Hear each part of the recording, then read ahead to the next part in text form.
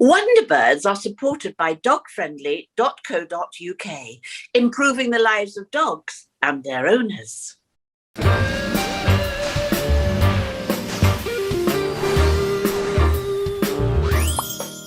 Hello.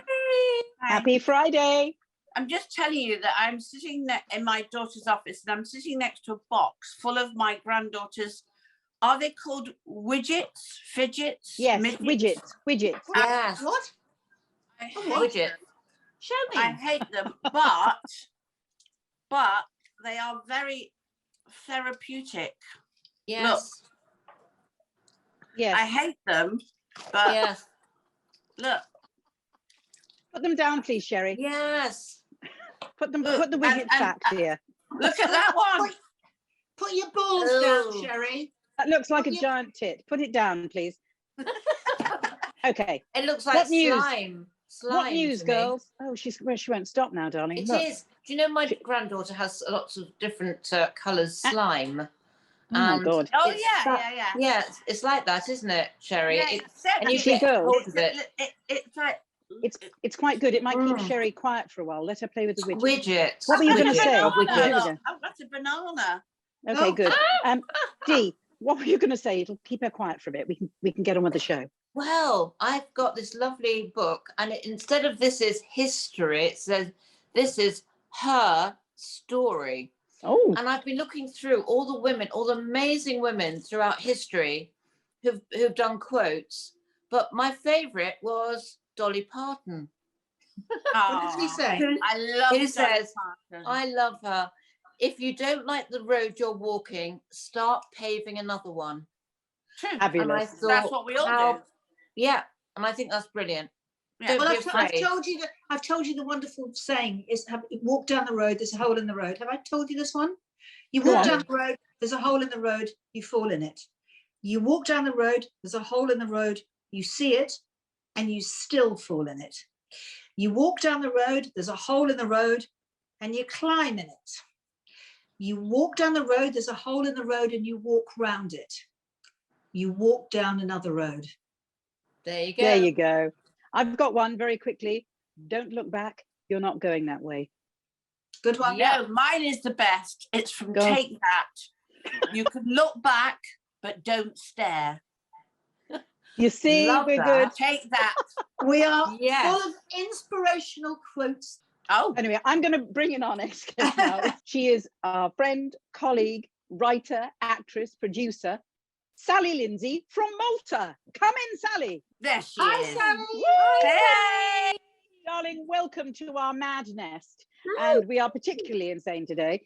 I wanted to say, you're in Malta now because you're about to start filming. You've been in hibernation for a couple of weeks, right? Yeah, I've been in this hotel room for 2 weeks. Oh, Yeah, it's gosh. been And bizarre. how's it going there? Well, It's okay. It's fine. It's blowing a gale outside at the moment, so I do apologise if you can hear that. But it's been beautiful. It's a beautiful Are you island. sure it's not wind, Sally? It's not winter. It's not my wind. I should have it after 2 weeks. It's blowing a gale outside, but we're actually on the island of Gozo, which is not actually Malta. Oh, I know Gozo. Yeah. I know Gozo. Paradise. So Oh. it's the most beautiful island. And Robin I'm- Asquith lives in Gozo. I know Yeah. he does. He very Darling, much listen, does. you've written this amazing new show, Madame Blanc, with the brilliant Sue Vincent. Yes. Where is Sue? Where is she? Sue's next door. Hello, But Sue! you can't actually see each other, can you? Well, we can because we've got a little terrace. So as long as Right. I sit in the middle of my terrace and she sits in the middle. So we've had to do loads of script changes and edits and work on it. So we have been working for the last 2 weeks and done other stuff as well. We write other stuff together. So we have been working, but it has been the most bizarre experience because you're really not allowed outside your door or the end of the terrace. So it's quite bizarre. We got used to It's it. like talking over the garden wall, isn't it? It is. Like gossiping over the. That's how Tell we're me gonna what happened have to do it. today with your waterworks. Not personally mine. pardon? Yeah, I woke up this morning and there's this huge bang, and then all of a sudden there was this leak in the radiator and it was gushing out like a fire hose. And I didn't really know what to do because I'm not allowed to go out. So I had to just ring.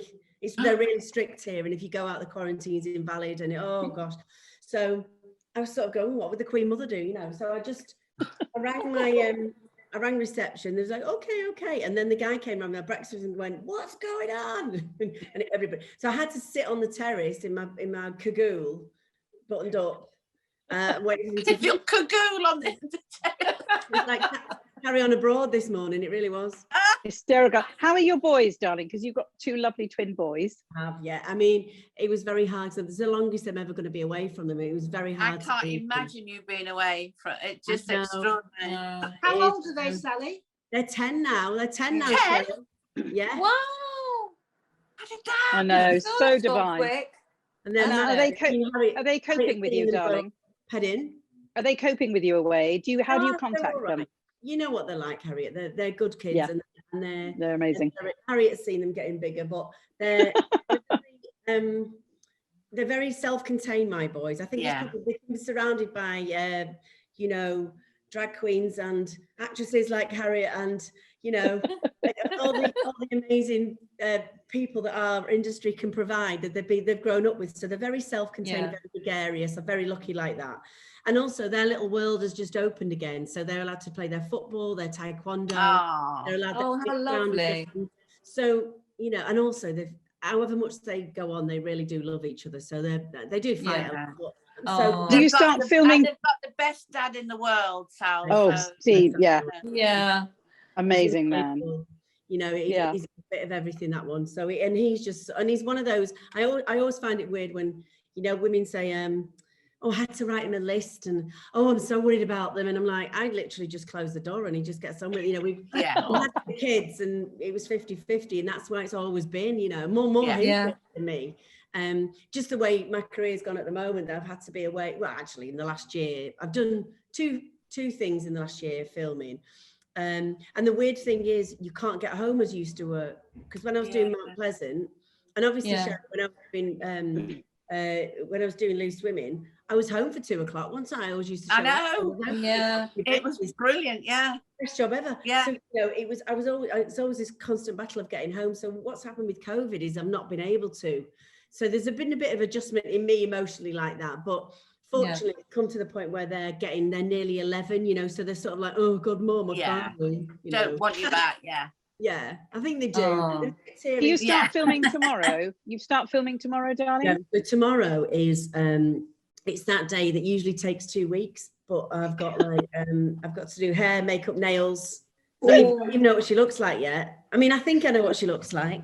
And we're meeting a new makeup team, so I don't know. They're all they're amazing. I've met them on FaceTime, but yeah. So it's so I've got to do all that in one day. Wardrobe fitting Wow. in one day. Gosh. Oh, Sally, you do so many amazing things, and your brain must be going crazy with like multitasking and juggling everything. But I mean, I wasn't at all surprised that you did so well on Celebrity Mastermind, because I am in awe of anyone who can answer one question, to be put on the spot like that. What was that like for you? What was it like? I tell you what, I've no idea why I did it. And I was on tour with a brilliant show called Eurobeat. And I was sharing the lead with Mel Gedroic. She did 10 weeks adding us. It was like the perfect job ever. I'd go away for a week and I have this amazing show, and then I'd come up. So you didn't have that tour fatigue, you know. Anyway, Yeah. And it's before I had the babies. So I think it was 2008, was it? I can't, anyway.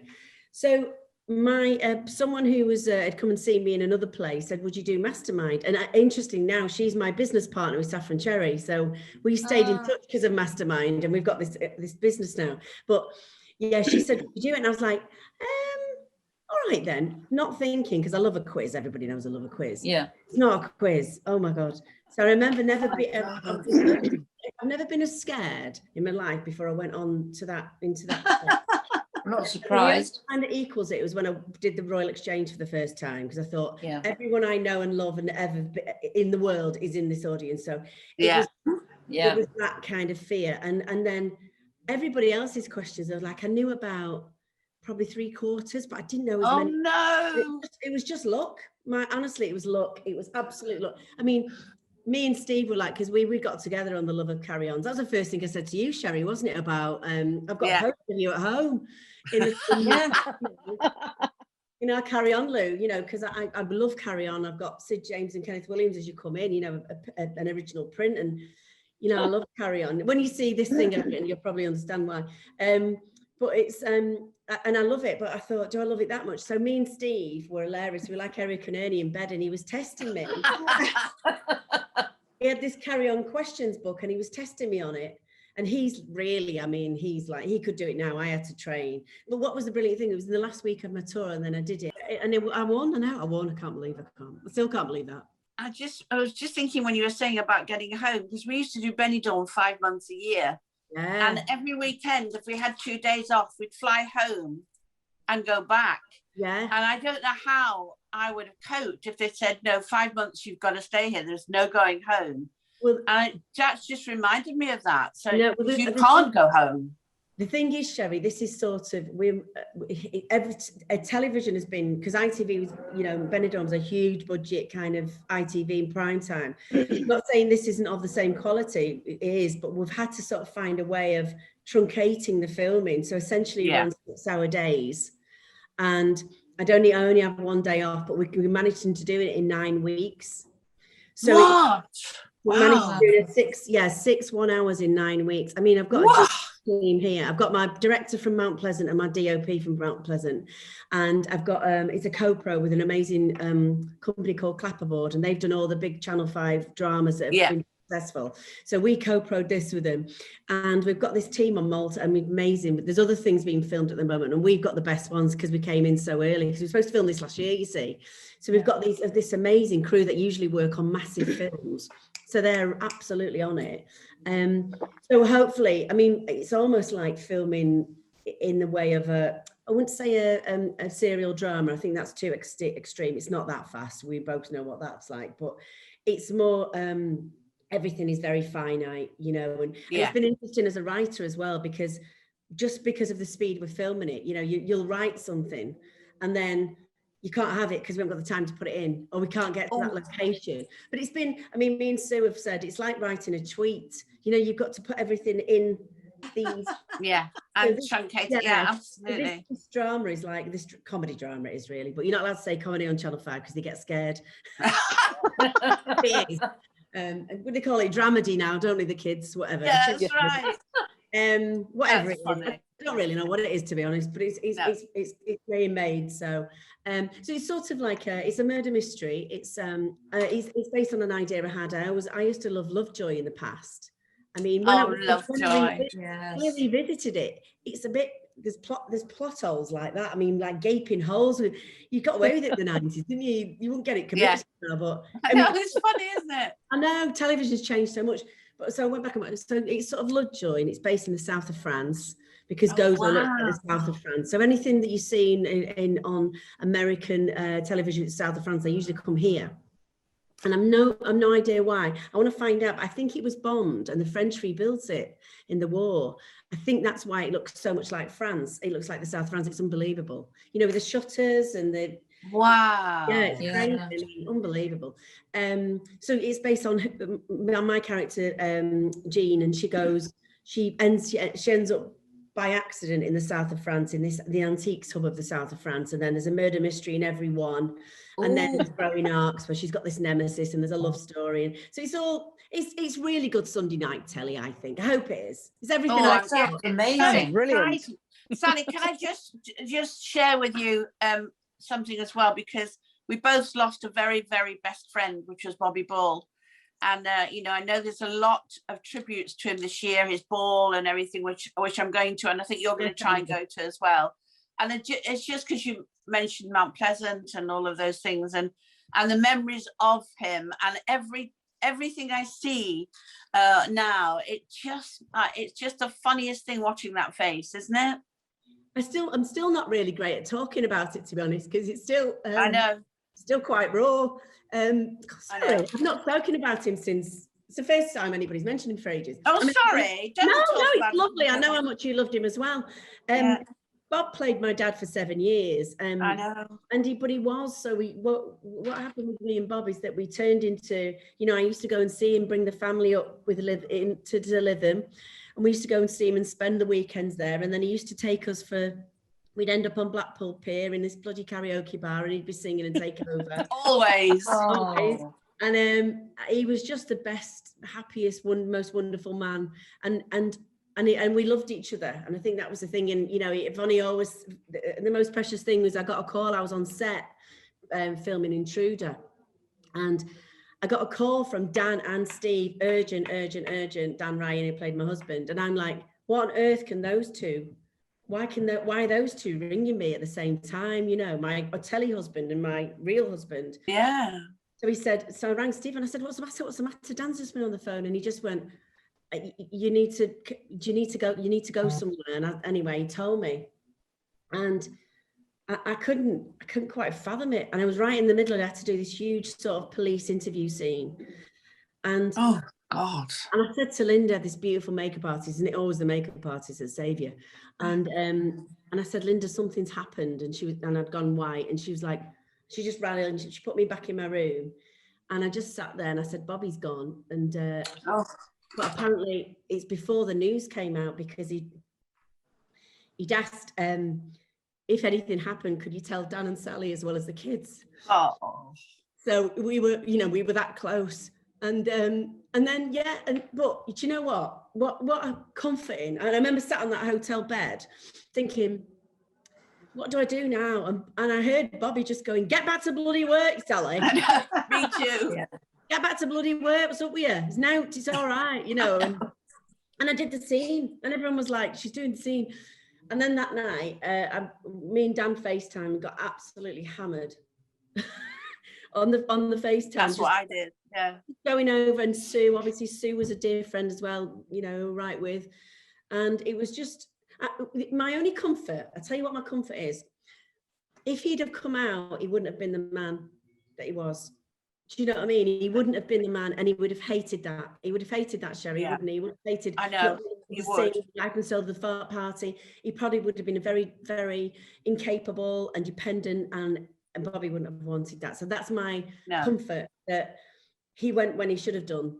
You know, having that horrendous disease. I missed that. Right, what you doing? Where are you? What are you doing? Are you coming up, or what? Are you not coming up? Because I'm here and I'm. What, you're outside? Well, bloody well, get in it. I miss all that. That's what I miss. First time we went up to Lynn, and I was with my amazingly in Mount Pleasant, my little niece played Molly, my daughter, because the little girl came back. She'd not seen me since she was a bit scared, and she looked like, so my niece played but obviously she had all her scenes with Bobby. So she used to call him Grandad Bobby, because he loved her, you know, did all the tricks and whatever. So we'd all go as a family to visit him, and we stayed at Mark's house around the corner. He's got this B&B, he's probably where you stayed, in that lovely flat. And of course. And Bobby'd open the door and he'd go, all right, shithead. I used to call me. Just tell you one night, Sally, I was staying in their spare room. In the middle of the night, it was about 2:30 in the morning. He came in with just his boxers on. And I went, Bobby? He went, oh, sorry, I was sleepwalking. I said, were you? we dined out on that forever, because Yvonne was going, Bobby, and she grabbed him by his boxer, come back here and get in your bloody bed. You're in Sherry's room. And he was getting into bed with me. We never let him forget that. Oh, God, what a lunatic. Love him. I loved him. Sally, I still love him. Sally, I'm quite connected in another way with that show, because one of my greatest and oldest friends is Pauline Collins. So I met Pauline a 1,000,000,000 years ago, and I'm sure she sent you her love and big kisses. Oh God, I love her. I mean, we did the first series, and then she decided the traveling was just too much for her. So she did half the second series, and we had to, you know, and I said to her, she bought me a beautiful bottle of perfume in the first series, this gorgeous perfume, and I'd run out, and I know she wasn't coming back, but I remember texting her going, Pauline, I've run out of this perfume. Am I writing you out or not? And then she's like, I'm really sorry, Sally, I can't, you know, it's not circumstances and whatever. But oh, I loved her. And I couldn't believe Pauline Collins was playing my mum, and she was amazing. And we actually grew to look like each other, which was really weird. She's and also the thing is about her is she's so naughty, isn't she? Oh, she's terrible. She's so rude. she did this game. We did this game, and this was Paula. And I'm probably not supposed to say this, but I'll say it anyway. It's funny. And she said, "Right, okay, girls, which one do you reckon you'd have on this crew?" And we had this competition. Yeah, I can tell you some. Not going to say any more, but me and Pauline went for the same one. Yeah. But I've honestly, I can tell you some stories about her. I've known her for years, 40 years. She's I would say one of my best friends, and I'm going to speak to her later on today. So I will send her my love and best wishes. I adore her. Yeah. And I just still can't believe she was in my show. She was amazing. Well, I did a lovely sort of tribute for her and John for her birthday, because they were both 80 last year, and they couldn't, so we gave them a virtual party. 70 when she played. It was 10 years ago when she played. Yeah. So she said, just yeah, of course. But anyway, Sally, what I want to ask you is, you have got so many hats, you know, you do so many things. When was the first time you started to produce or started to have an idea to get a series and got it off? What happened? Right. So the first idea of writing my own stuff came with when me and my best friend, Saran Jones, we created the idea of Scott and Bailey back in the day when I was still in Coronation Street. So I always had an idea that when I was in Coronation Street, even though I loved it and love everyone to this day, I wasn't going to ever stay there, kind of thing. It was always going to be I mean, I might have done actually if it was later in life and I'd had my kids. It was an amazing place to be, you know. And I had wonderful writers for me. But at the time, I was still hungry for. I think I was 31 when I left, and I was still hungry for doing stuff. And we wrote this idea, and it took. Oh my God! Back in the day, nobody would have 2 female leads. I know. And everyone's a female lead now, isn't it? But and then it just became a zeitgeist. So I worked around, and the crash happened, and I was always writing stuff and trying to get things across. But I never really got my act together. And then what happened was I was approached to do Mount Pleasant, and both Scott and Bailey and Mount Pleasant took about 6 years to get made. Wow. Wow. Yeah. And I think what happened, ladies, it was after the crash. So everyone was so cautious and just making the same. Oh, yeah. Work. Yeah. Anyway, so amazingly, Mount Pleasant got commissioned. In the same week, I got pregnant with the boys. I thought, well, that's multitasking. It. You're multitasking, darling. That is multitasking. I lost the part, and ITV wouldn't wait. And I said to Saran, you know, you've got to do it because we've had this bloody thing. You know, you only get one chance with ITV. I said, just do it. It's fine. And then Mount Pleasant, and a wonderful man called Stuart Murphy, who was head of Sky One at the time, just said, I'll just wait for you. It's fine. And he's lovely. A man in this industry waited for me to have my babies, and waited for 5 months as well after. Very rare. Yeah, I know Stuart very well. Oh God, I love Stuart. I still love Stuart. He's lovely. And he waited for me, and it turned really weirdly like this show, because we had this year to prepare that we didn't know we had. It turned into like the best cast thing, the best, because the scripts were tight as a knot, you know, there's a drum. Yeah. It turned into something else. It was like a little sitcom at the start. It turned into this big comedy drama. Yeah. And in the end, it went for 7 years, you know, so right, he's not an idiot. You knew it had to be right. Yeah. And so I'm hoping history's repeating itself, because we had this year and this disappointment in this pandemic that we're out here now and everybody's so comfortable with themselves and everyone's been cast forever that we can, you know, we can hopefully have the same attitude that we had with Mount Pleasant. That would be my dream, really. Oh, would be. Fantastic. But talking about producing, sorry, that was a question, wasn't it? What happened was about 3 years ago, Caroline, who I mentioned before, who was the exec producer, BBC producer of Mastermind and loads of other stuff, she came to me with an idea about a documentary for Emmeline Pankhurst. And she said, she wrote this massive email. I was in Panto at the time, so I do Panto as well. Well, I've done it 3 times, loved it, knackering. And isn't it? I mean, hard work. Yeah. Lose a stone, amazing, but oh my God, there's other ways to do that. So I put on a stone. I don't know how you did that. I think it was being up in the wires like fight. Yeah, oh my God. She said to me, look, will you do this thing? She famously saying she's writing this big email to persuade me, and I just saw Emmeline Pankhurst and went, yes, I'll do it.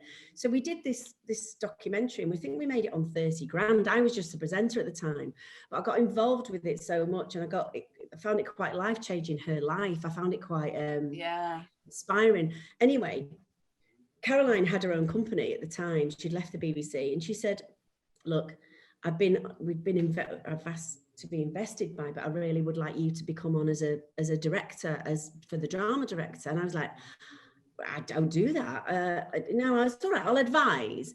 And then I thought, what would Emmeline do? Why can't I own my own stuff? Why am I doing this to myself? Yeah. What? You know, and I think women are terrible like that. And I thought, there's no one that knows, like all you lot, there's no one who walks in the room and knows less about telly than us. Because we've done it forever, you know. It's just translating that knowledge into actually making something. And I think that's what, and I thought, it was one of those days I went, yeah, go on then, I'll do it. And I had to sign forms and stuff, but I was like, oh my God, I'm not really. So that's about 2.5 years ago. And we've really gone from strength to strength. And bizarrely, the first investment fell through because of Brexit. Wow. And that's a long story. And so we fell through, but we carried on because we'd done so much work in expectation of this money that we actually had stuff away already. So we thought, should we just carry on? Be all right. Yeah. So we just, so at the moment we've got this, we're co-proing this. We've got 2 documentaries. We've got loads of dramas in pre-production. We've got about 4, I'd say, that are strongest. We've got another 8 that are, you know, just ideas at the moment. We've got a kids program that's just got its second series on Shelton Milkshake, which I play the rabbit. Oh, of course you do. Of course I do. Yeah, well, I may as well keep it in house, keep it cheap, do the voice, you know. There's only one voice. And I love playing her because it's like, it's really interesting because we're quite a female-based, very sort of that's a real sort of thing for us. And Halifax is a girl. And if you look at children's programs, it's horrendous. 70% of the protagonists are young little boys. It's true that. Really important to have a little girl, you know, a little girl rabbit, and it's for her to be the clever one. And so we try and Same keep with books. Yeah. Well, I mean, Sally, all of us, you know, we've done this with this show. You're doing that. We're all of us together. We're all producers. We're all getting our things together. And I'm very proud of us as girls. Emmeline would be proud of us. Sally, I don't know why I've never played your mother. Well, Sherry, I mean, we've always said that, but I don't know why. I haven't got my mother in this series. I've just written my mother. Anything to get a job. I've always said that. I've just written my mother in a monologue, actually, because we were 2 minutes under, and I thought, I'm going to write her a monologue, and I've written my mother to be this sort of mad, going out all the time, never in, leaving the key under the mat. So I might have written your own part there, love. Typecasting, darling. You've just written me. Anyway, Sally, thank you for coming to join us. It's been a pleasure. By the way, we're on the next plane to Malta, so we'll see you soon. See you soon, darling. See you tomorrow. Ladies, if you want to come out for a jolly, we'll be allowed then, and love you too. Oh, don't say that. Thank you. We'll be there. Thanks, Sally. Lovely to see you. See you Thank soon. you, darling, so much. Love, Bye. Bye, darling. Sherry, you've got another inspiration. part. Well, it only job. came up because it's been said so many times. Of course. Why have you never played Sally Lindsay's mother? That's why. It's just. Well, now you will, darling. Yes. Now you will. Win-win. So, girls, we've got the excitement of Richard tomorrow. Oh, and we've got all our theatre secrets, haven't we? Yes, we have. Yes. And then Monday's some very were on exciting. stage and some not on stage, as it were. Exactly. Yeah. And then Monday, very excitingly, we have a new friend, colleague, co-presenter, Samantha Rennick, coming to join us. Because Sherry wanted a day off, so bye, Sherry. Yes. Bye-bye. And why not? Samantha's been on the show, and it's going to be such fun to have her here. Yes, Bring a bit she's of, coming back fabulous. with the fabulous Fraser Hines Part 2. Yeah. And Mina Anwar. yes, I'm glad Sherry knows. She's not going to be here. Well, none of you said anything, so Oh, I'm dear. assuming it was my turn. Yes, dear. And Mina's coming in to talk about her new show, which is online. So can't wait. Another wait. online. Yeah. We'll see you tomorrow, Fabulous. everybody. See you tomorrow. See you tomorrow. Bye.